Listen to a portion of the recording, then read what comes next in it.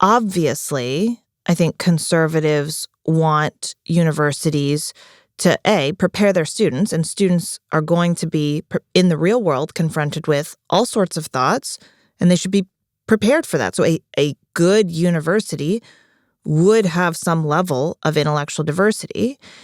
And not only that, but to the extent you have universities that are just hotbeds of radicalism, that's not good for the student. That's not good for the culture. That's not good for the campus.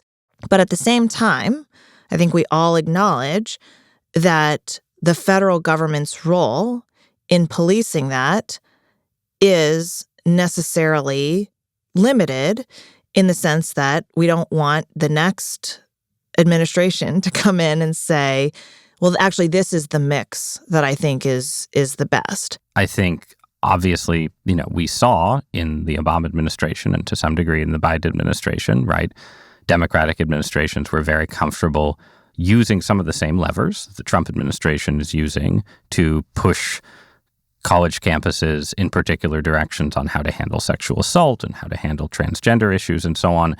And I think one of the critiques from a sort of libertarian perspective of what the Trump administration is doing is that, you are sort of setting up, sort of taking that model and turbocharging it. I think that's a reasonable concern. So civil rights, I think, is easy. Sort of meritocracy is good. And the hope, actually, is that if you are actually treating people on the basis of their merit, you do tend to handle the intellectual diversity piece by accident. But then also, I think that's why it's important that this process come underway where there's a conversation with universities and with donors and with the Trump administration altogether about